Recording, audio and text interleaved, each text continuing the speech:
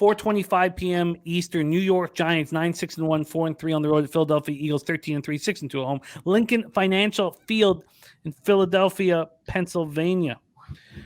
41 Fahrenheit, partly cloudy, 9 miles per hour. We'll start with the line history here in this one. Obviously, it's been a huge move. Not at Pinnacle, but at places that opened this earlier. Like, let's go to Bet Online. Bet Online opened this up on the 28th of December with Philadelphia -2.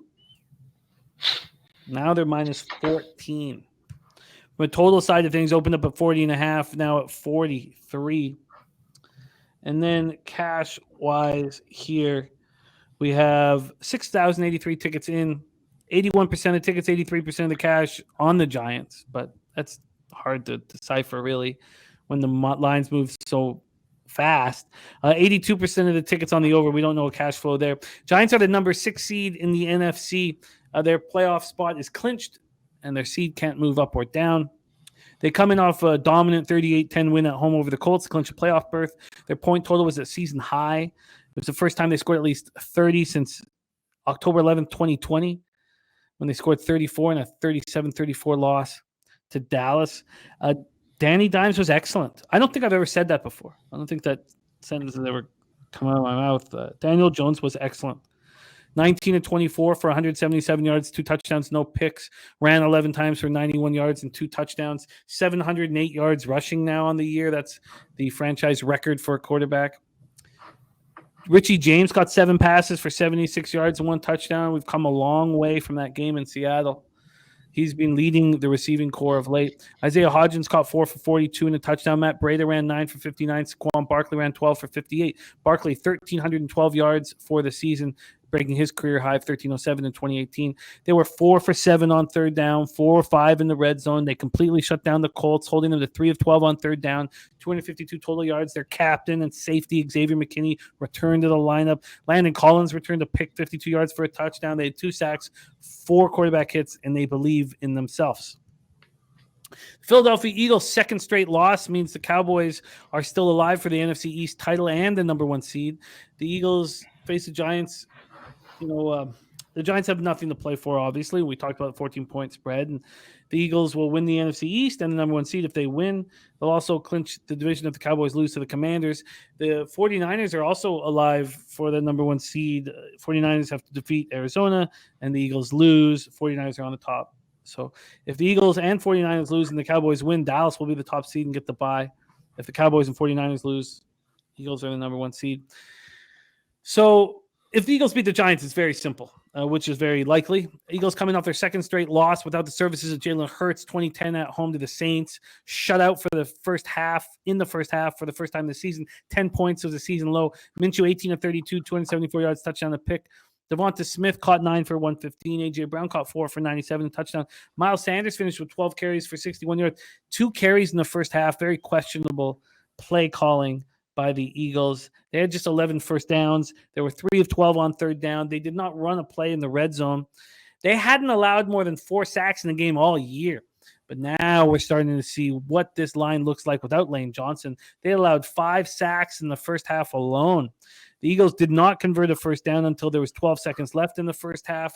The defense playing very strong, did their best to keep them in the game. Sacked Minshew 7 times, hit him 8 times. That's their 5th straight game with 6 or more sacks. That's the longest streak by any team in the Super Bowl era. That's how dominant this front 7 is. They're also the first team to have 4 players with 10-plus sacks in a single season. And Reddick, Sweat, Hargrave, and Graham. That's the first time since sacks were recorded in 82. The 68 sacks are just 4 shy of the NFL single-season record by the 84 Bears. They're going to try and get that. Josiah Scott had a pick. Sweat suffered a neck injury. And it was a scary one. He was taken to hospital. It was a precaution. 11 sacks this season. So he tweeted out that he'll be back this season. Don't worry, he'll be back this season. I mean, Von Miller said he was going to be back next week, and they shut him down and gave him knee surgery. So I don't know if you can believe it fully, but Sweat says he will be back. And he's an important piece. Take it away here, Andy. Giants, Eagles. There's probably a little bit of an angle on plus 14, but this number screams you're resting players and Hurts plays. Dable, when they asked him after the game, said, "No, I'm not thinking about resting my players. We rest after the season." And then, he had a little time to calm down, take it all in. And they asked, and suddenly he's like, "I'm going to do what's best for the team. We'll go through the week like normal."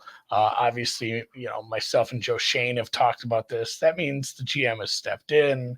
A little bit of common sense has stepped in. They can't move. I guarantee they rest some starters. I'm gonna not bet this game because of that. I have even at 14, I have a hard time. The Eagles are very incentivized to win, not only get a win, but boy, wouldn't it be nice to get this win, rip through it, and be up by 30 in the first half and rest your guys in the second half. That would be great, especially since they've been beat up. So, not betting this, I'll take a little second to kind of just cede my time and talk about Dable. A couple people had made a decent case for why aren't we betting him as coach of the year. He's at a bigger number than either Sirianni or um, Shanahan right now. I really don't like it. I looked at that. Essentially, let's just say this game goes as planned. You have a team with 9 wins. It was an improvement over last year, but they had a win total of like 7. So it's not like they overperformed greatly. And that would give them 5 more wins than last year, which is the same as Sirianni would be doing. It's been since Emmitt Smith's rookie year since a coach won Coach of the Year without getting to 10 wins. And now 10 wins is not what it used to be with the 17th game. And he would be 1-4-1 in division. I just don't think that's. I know making the playoffs is great. I just don't think that's Coach of the Year fodder when you have a Sirianni and Shanahan in the mix. So I kind of hate Dable as coach of the year. Like, if he wins this game by accident and knocks Philly out of the 1 spot, I could be eating all those words. But just going 1-4-1 in your division, not getting 10 wins, just isn't going to do it there. So, kind of hoping Hurts is back and Philly kicks the shit out of the Giants, because I have some Sirianni. I would like him to win. Yeah, your awards futures action looks quite strong. It's going to be fun. I look forward to watch you rock next year. Again, how early do you get those in? Usually during the summer, but I add some. And I need some of these hit to pay for all the rookie of the year tickets. My God, I had just some bad ones. I mean, one of my guys got cancer before the season even started. Like, I think he's doing fine, but like just right off the bat, nothing was looking good. Offensive rookie of the year is live week 18 with a couple guys, so that was looking like it was just going to be Wilson, and all of a sudden that market flipped. So award markets are always fun to keep track of throughout the season. Hoping Coach Sirianni gets it, but yeah, a lot of that is just summer betting and looking at it as we go.